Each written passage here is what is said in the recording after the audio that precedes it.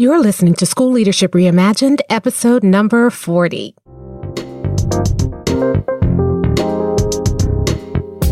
Welcome to the School Leadership Reimagined podcast, where we rethink what's possible to transform your school. If you're tired of settling for small wins and incremental improvement, then stay tuned to discover powerful and practical strategies for getting every teacher in your school moving towards excellence. Now, here's your host, Robyn Jackson. Hey builders, welcome to another episode of School Leadership Reimagined. I'm your host, Robyn Jackson, and I am so excited about today's episode. That's because today is our annual summer reading list. Yay, hug! You see, each year I go through my personal library and I pick the 5 books that have had the biggest impact on either my own practice or has helped me better serve the builders at Builders Lab or in my coaching groups. And I gotta tell you, this year's list was so hard. It was so hard to narrow it down to 5. I read so many great books this year. But after a lot of blood and sweat and tears, I am happy to share with you the 5 books outside of education that you really should be reading this summer. Now, why do I choose books outside of education? Well, because I think it's important to get multiple perspectives. I'm always reading business books, books on psychology, books on finance and culture and literature. I read biographies. I read how-to books, books on design and on and on and on, because I firmly believe that the more widely you are read, the more creative you can get at solving problems. I have found solutions in all kinds of places. I have read books about, how to design a living room and gotten a great insight that has helped me figure out something about how to kind of work together as a team, as a school. I've read biographies that have given me great ideas for how to change something that's going on in my school or face a challenge. I've read business books that are talking about finance, but somehow, somewhere, there's a nugget that I can use to help with growing my team, and on and on and on. The more that you read, the more widely you read, the more creative you can be. If we only read in our field, we can get very myopic in terms of our challenges. But if we read widely, we can find a nugget here or an idea there that could literally be the key to whatever challenge we're facing at the moment. So each year on the first Wednesday in June, I released a list of the top 5 non-education books that have influenced my practice this year. And I have to tell you, this year's list is a doozy because I read some really great books this year. And I think you're going to find at least one book on this list that you are really going to love. But before we dive in, I have to talk to you about Builders Lab, because we've got 2 Builders Labs coming up this summer. So the first Builders Lab is happening June 24 through 26, 2019 in Palm Springs, California. And the second Builders Lab is happening right outside of Washington, D.C. in Arlington, Virginia, and it's happening July 15 through 17, 2019. Now, both are great for principals, assistant principals, and instructional coaches. But if you are an instructional coach, we are going to be having a special section just for instructional coaches at the Builders Lab East, which is happening July 15 through 17. So to register for either or both intensives, go to mindstepsinc.com/builders-lab. Now, I have to tell you that a lot of what we are doing at Builders Lab this summer has been directly or indirectly influenced by some of the books that are on this list. And that's kind of what makes Builders Lab a little bit different. A lot of times you go to a conference or you take an online course or you follow, whatever your guru is, or you read a book in education, and the perspective is only an education perspective. So you keep hearing the same ideas retreaded, retried, and retrotted out for you to try. And that's great if you want to stay a leader, because those are the ideas that have been tried and true in leadership in education. But as I always tell you, leadership only gets you so far. Remember, leadership is an artifact of the institution. In fact, the institution, the educational apparatus institution, created roles like principals and superintendents to maintain the system. But what if you want to change the system? What if you want to transform your school? Well, you can't do it by doing the same things you've always done. You have to do something different. And Builders Lab shows you how to do something different. Normally, you create a strategic plan. Normally, you have all these initiatives you're trying to try. And you get all these strategies for how to do those initiatives and those plans. And you're always disappointed because even if you do the initiative, even if you get something up and running, you're still not achieving the transformation that you envisioned that initiative would achieve. Well, at Builders Lab, we show you how to achieve transformation. We're not excited about incremental growth and, 2% here and 5% there. We're not really excited about programs. What we get excited about is building a better school. So if you are interested in doing something different, if you're interested in getting a new perspective, if you are tired of teeny little incremental gains, or if you're tired of every year buying a new program or trying to implement a new program and struggling to get it off the ground, and you're ready to do something that excites you, to do something that gets you motivated and gets everybody motivated and inspires your passion, to do something that aligns with the reason why you became an educator in the first place, then I invite you to Builders Lab, where you're going to learn how to do just that. At Builders Lab, one of the things that people talk about all the time is they come up with a plan and I look at their faces and I say, does this excite you? And they're saying, well, it's okay. And I'm like, we're not looking for okay. We are looking for something that is going to excite you. And so we get to work and we figure it out. And then when I see their faces light up, then I say, that's your plan for the year. That's something that's going to bring passion to your school. That's something that can actually make the difference that you were called to make. And we don't stop until you get there. So if you're interested in making a bigger difference this year, join us at Builders Lab. And if for some reason you're listening to this podcast way in the future and Builders Lab East and West have already passed, that link, mindstepsinc.com/builders-lab will still be in effect. Check it out and see what the next upcoming Builders Lab will be, and then join us for that Builders Lab. All right, now let's get to this list. The first book on this list is a book called Culture Wins, The Roadmap to an Irresistible Workplace, and it's by Tim Vanderbloemen. Now, I first heard this author on a podcast. I was in an airport. I was waiting for a flight. And before the podcast was even over, I was on Amazon. I was downloading the ebook and I finished most of it on my flight. And I took pages and pages of notes. Vanderbloemen does a great job in this book of describing how to create what he calls a contagious culture where the right people will love to work. So this isn't a book about team building or about good HR practices. This is a book that offers a step-by-step guide to how to attract and retain the best people on your team. So Vanderbloemen has a company, and what he does is he does recruiting and staffing for churches and nonprofits mostly. So in many ways, his perspective is not just pure business. He actually knows what it's like to run a volunteer organization and the challenges that come with things or organizations that aren't traditionally businesses. And that's why I really like his perspective, because it's not just about giving people financial incentives or other stuff that wouldn't work in a school. Instead, he talks about how to think about the very heart and soul of your organization and build a culture that is so strong that it frankly outlasts you. Now, to be honest, some of his advice is not going to relate to schools. For instance, Chapter 10 on compensation doesn't really apply at all because we don't have any control over compensation. But Chapters 6 and 7 on how to hire and onboard for culture had some really great nuggets of advice. But perhaps my favorite part of the book was Section 1, which is Chapters 1 through 3. And that section's entitled, Great Teams Know Their Pulse.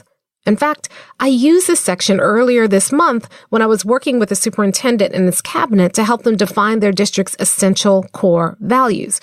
Chapter 3 is a chapter called Our Kind of Crazy. Don't you just love that title? Our Kind of Crazy. And in that chapter, he asked a question that I have been asking my clients ever since. And the question is this: when you are functioning at your very best, what are you doing that is common to your organization but uncommon in traditional schools or districts? I love this question because it leads to some really deep, insightful conversations. Go ahead. Try to answer the question right now for yourself. I'll ask it again. When you are functioning at your very best, what are you doing as a school that's common to your organization, but it's really uncommon in traditional schools or districts. So when I've asked this question to some of my coaching clients, it's led to them identifying their own sweet spot, what makes their school unique. And it's helped them to redefine their mission, their vision, and their core values so that they're not these blah, blah, blah, blah, blah, blah, blah statements, but they actually capture the essence and the sweet spot of their school. And that's really important because if you're going to do work, if you are going to be working as hard as you already are working, shouldn't you have work that has meaning? Shouldn't you be doing work that is really in your sweet spot rather than doing work that you feel like you should be doing but isn't really aligned with your goals, your values, your mission, your vision for your school? I mean, it's a really powerful thing when you can figure out your kind of crazy, what makes your organization special, different, and unique. So if you're looking to establish your core values this year, or you're looking to define your culture in general, this book can really help you do it. It can also help you look at where the toxicity might be in your culture and how you can do things right now this year to create a stronger school culture for the year to come. Okay. The next book that I want to talk to you about is a book called The Art of Explanation, Making Your Ideas, Products, and Services Easier to Understand, and it's by Lee Lefevre. Now, tell me if this sounds familiar. You've done the hard work, you've developed a clear vision, you've developed a clear mission and a set of core values for your school, and what's more, you have a really great plan to help you achieve your vision and your mission and your core values, but something's missing. I mean, people just don't seem to see the big idea of your plan, or they don't seem to be able to buy into it, and it's keeping you from being successful. Well, according to Lefevre, your idea has what he calls an explanation problem, and his book, The Art of Explanation, is designed to help you solve that problem. So the book starts out by explaining how explanation problems can get in the way of our being able to get on board or get other people on board with our ideas. And then he lays out a few simple elements that we can use to better explain our ideas. And then finally, he shows you how to create a presentation that will not only make your ideas clear, but will help you sell your ideas to other people. And the entire time I was reading this book, I just kept thinking, you know what, if superintendents would just use this for their back to school meetings or at their board meetings, they could really get people excited about their vision and get people on board to see their vision through. Or if principals use this in their back to school speeches or their letters home to teachers or their letters home to parents or their presentations with parents, they would really sell their vision to their stakeholders. So many good ideas die on the vine because the person presenting them didn't use the strategies in this book. So if you have been working alongside us and building your vision and mission and core values this year, or you plan to build them this summer at Builders Lab, you need to get this book so that you can actually know how to sell your ideas this coming school year. And if you're trying to convince your supervisor to support your ideas, you also need this book because it works up or down the food chain. I love this book because it actually helps you really think through not just the brilliance of your idea, but how it's going to sound to other people, how to sell your idea from their perspective. And it has some really practical tools to help you do that. Okay, third book on the list, Blue Ocean Strategy, How to Create Uncontested Market Space and Make the Competition Irrelevant by W. Chan Kim and Renee, and I'm going to massacre her name. So Renee, if you're listening, I'm so sorry. It's Renee Mauborn. That's the best I can do. Okay. Now, this one is a little bit unconventional, even for this list. And I debated a long time about including it because this book is really a book on strategy and how to, it's for businesses and shows them how to find new markets in the marketplace and make your competition irrelevant. So what on earth does that have to do with education? Well, a lot, actually, because nowadays we are competing for our students' attention. You know, with school choice, we're competing for our parents' loyalty to our schools or our districts, and we're competing for our staff members. We don't like to admit it, but we're always competing for or against something in our schools. So how do you handle that competition? Or even better, how do you make that competition irrelevant? Well, this book argues that in most cases, we try to do things better than our competition, and that's frankly foolish because the analogy they use is the red ocean. And this is going to sound a little gross, but the red ocean is one where the competition is so fierce that things have gotten bloody. Okay, I told you that it was going to be gross, but stay with me. You see, in a red ocean, you already know that you're going to be fighting for your place there. But what smart organizations do is that instead of trying to jump in the red ocean and try to grab a piece of that where it's already crowded and other people are already competing and, fighting each other for space there. What you should do instead is to go find a blue ocean where you can operate without competition. In other words, you want to make competition irrelevant. Okay. So how does that apply to education? Well, they have a great tool in the book that I've nicknamed the levers. I don't know what they call it, but that's what I call it. And what this tool does is it shows you how you can map your competition and then figure out how to distinguish yourself. But you want to know how I've been using this tool? I've been helping my clients map their own schools or districts and then look for their biggest opportunities to improve. And let me tell you, it's been so very powerful. I mean, it opens up these new opportunities to serve your students, and it helps you get really creative about how to solve some of the challenges you're facing. So if you read this book and you do nothing more than that, it would help you take a really objective look at how you are currently doing school and how you can serve your staff and your students more effectively.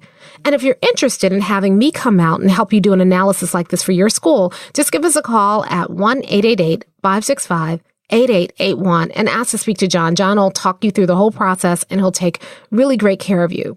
But however you use this book, it's really good to take a good look at your school and to really look at all the things you do at the school and figure out, is it serving or is it not serving? And then what you do is you start moving the levers and figure out, if I did this differently, could I serve kids better? If I turn this off, could I serve kids better? And you just go around, and it's a great exercise to play with the levers. And what it does is it opens up these new possibilities you didn't know were there, and that help you really serve your school in a very unique way, but in a very, in a way that actually meets the needs of the people you're serving. See, a lot of times we do school because it's the way it's always been done, and we never question or interrogate how we do things. And the big takeaway that I got from the Blue Ocean strategy is to not only to be interrogating how things are done in your industry and to look for ways that you could do it differently, but to make it a lot more personal and interrogate how you do things in your school. And are you just doing them because you're being mindless and you're just following what's always been done? Or are you doing those things because they actually are making a difference? And what we found every single time that I've done this with clients is that we have found areas that they hadn't even considered that they need to turn off because it's not serving kids. And they also found areas that, they knew were a problem, but they didn't really know how to solve them. And we just clicked the lever and turned it on, and it opened up all kinds of possibilities that they didn't even know existed.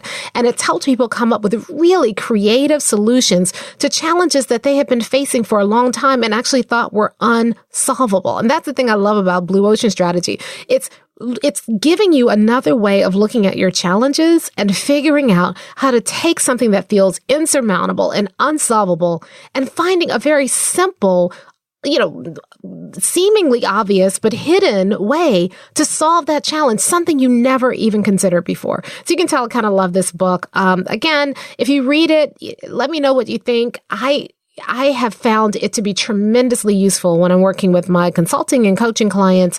And again, if you want to try it out or you're looking to solve a challenge or you're looking for a new way to solve a challenge, give us a call because I can help you with that. And one of the ways that I would help you do that is by using this Blue Ocean strategy. All right. The fourth book on the list is a book called The Road Less Stupid. Don't you just love that? The Road Less Stupid. Advice from the Chairman of the Board by Keith Cunningham. Now, this book was recommended to me by one of the smartest entrepreneurs I know, and he told me that he changed his life, so of course I had to read it. Now, first of all, the title is kind of cheeky, and y'all know I love a cheeky title, right? But second, the subtitle of the book, Avoiding the Dumb Mistakes That Sabotage Growth, Profits, and Business Success, really intrigued me. Now, I'll be honest, when I first started reading this book, I thought, okay, this is great for business, but I really don't see how it would relate to educators. But boy, was I wrong. You see, I meet a lot of principals and superintendents and assistant principals and instructional coaches who are overwhelmed and overworked and burned out. They operate at a level 10 all the time, and it's not only killing their health, it's deteriorating their decision-making ability over time. And by the time I got to chapter 3 of this book, I thought, you know what? They should read this book.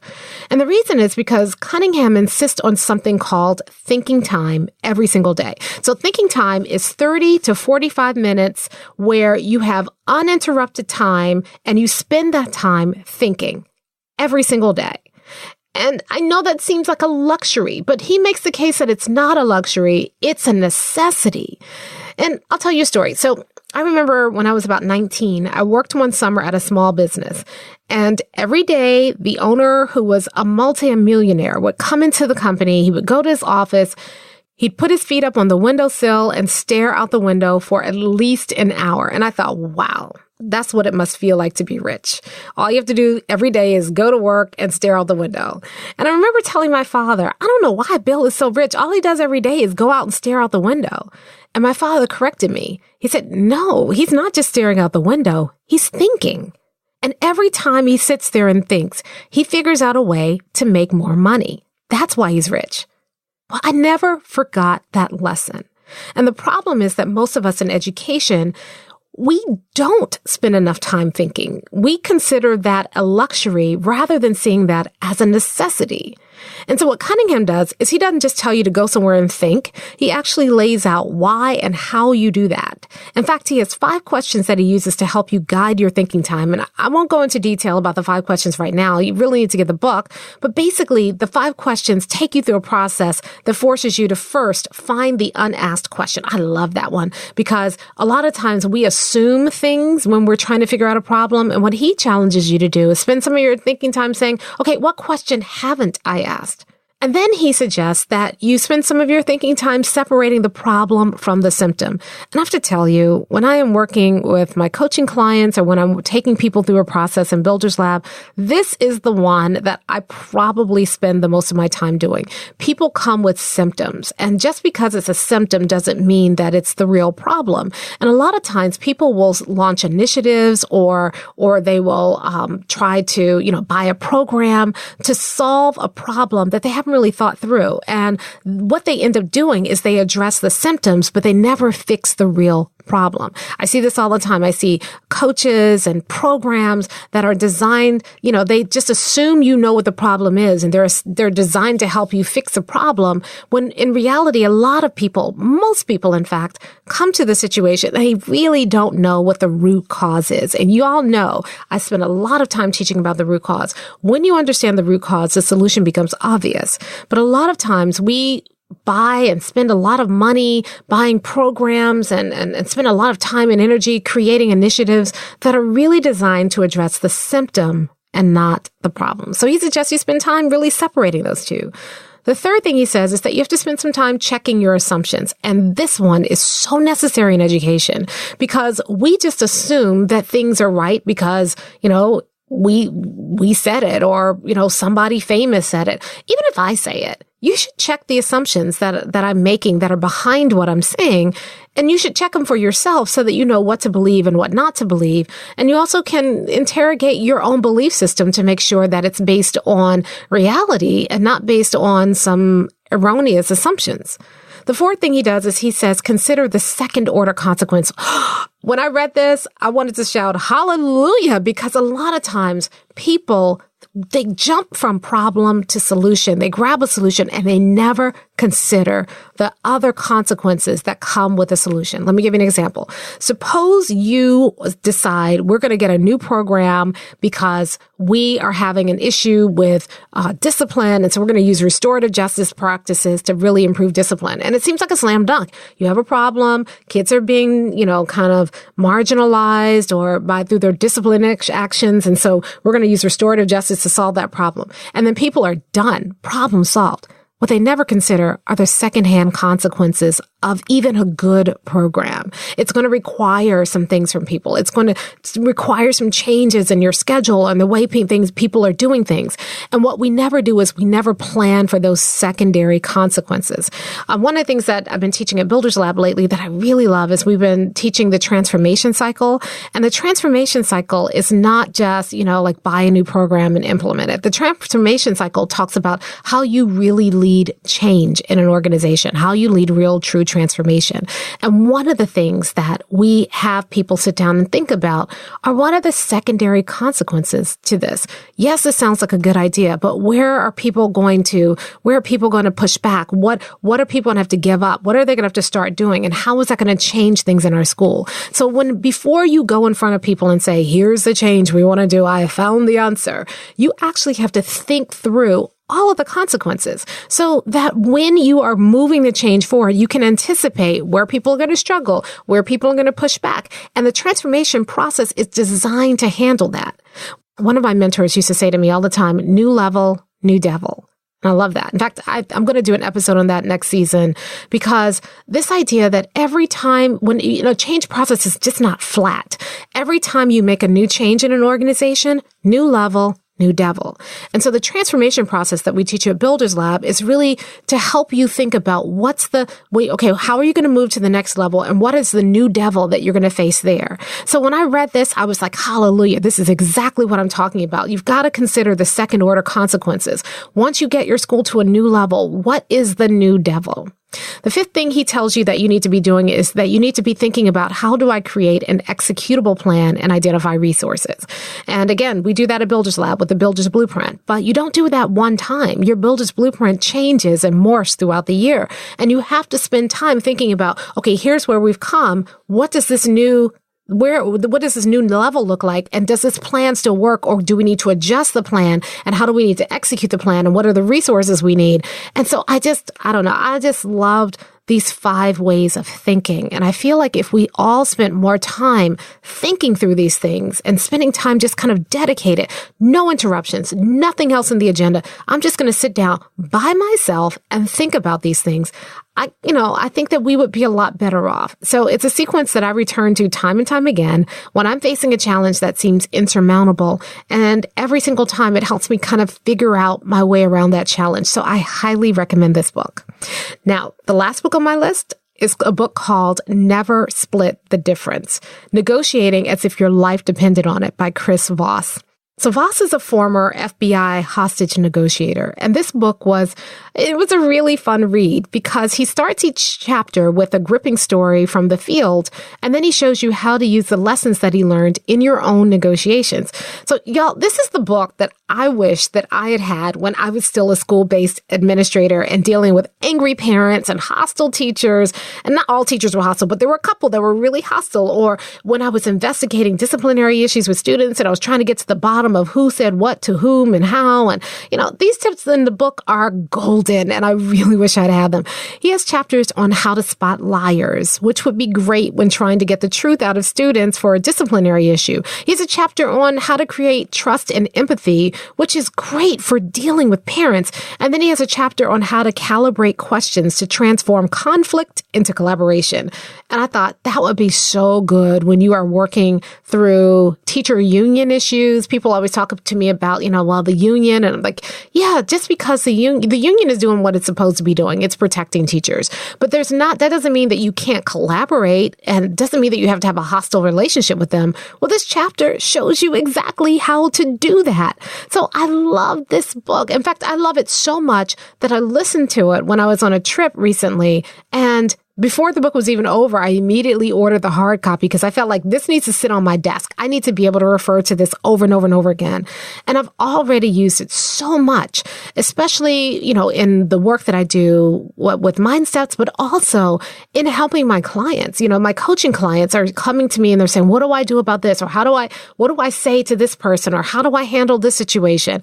And I have taken tips from this book and shared it with those clients. And they've come back and they were like, wow, that was magic. I can't believe that it worked. So anytime you're dealing in a tough negotiation situation, you need this book by your side because I think it could really help you think through the challenges in your school, and it can help you get to a win-win with people by really understanding, not getting so enmeshed in the conflict and really understanding what's going on and how to deal with it.